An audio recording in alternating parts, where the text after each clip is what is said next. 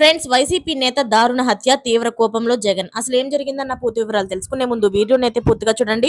అలాగే సబ్స్క్రైబ్ చేసుకోవడం మర్చిపోకండి. అల్లూరు సీతారామరాజు జిల్లాలోని జెడ్పీటీసీకి హత్య అయితే కలకలం రేపింది. కొయ్యూరు మండలం వైఎస్ఆర్సీపీ జెడ్పీసీటీసీ అయిన వారా నూకరాజును దారుణ హత్యకు గురయ్యారు. అయితే రోలుగుంట మండలం చటర్జీపురం దగ్గర ఆయనకు 10 ఎకరాల పొలం అయితే ఉంది. ఆ భూమికి సంబంధించిన పట్ట ఆయన పేరు మీదే ఉందని చెప్తున్నారు.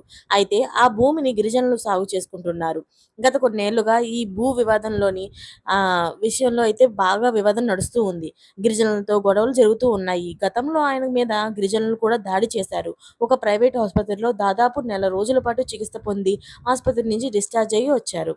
అయితే ఈ గొడవలు జరుగుతుండటంతో పోలీసులు బైండ్ ఓవర్ కేసులు కూడా నమోదు చేసుకున్నారు. ఈ క్రమంలో సోమవారం ఉదయం జడ్పీటీసీ నూకరాజు భూముల దగ్గరకు అయితే వెళ్లారు. అయితే ఈ క్రమంలో గిరిజనులు ఆయన మధ్య వాగ్వాదం అయితే పెరిగిపోయింది. మాట బాగా పెరిగి గిరిజనులు ఆయన హత్య చేసినట్లుగా తెలుస్తుంది.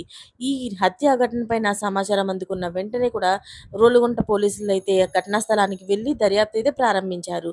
జెడ్పీటీసీ నూకరాజు మృతదేహాన్ని అయితే పోస్టుమార్టం కోసం ఆసుపత్రికి తరలించారు.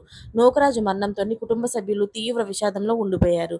అయితే ఈ భూవివాదం నేపథ్యంలో హత్య చేశారా లేదా మరేదైనా కారణం ఉందా అనే కోణంలో కూడాను పూర్తి స్థాయిలో దర్యాప్తు చేస్తున్నామని పోలీసులు అయితే తెలుపుతున్నారు.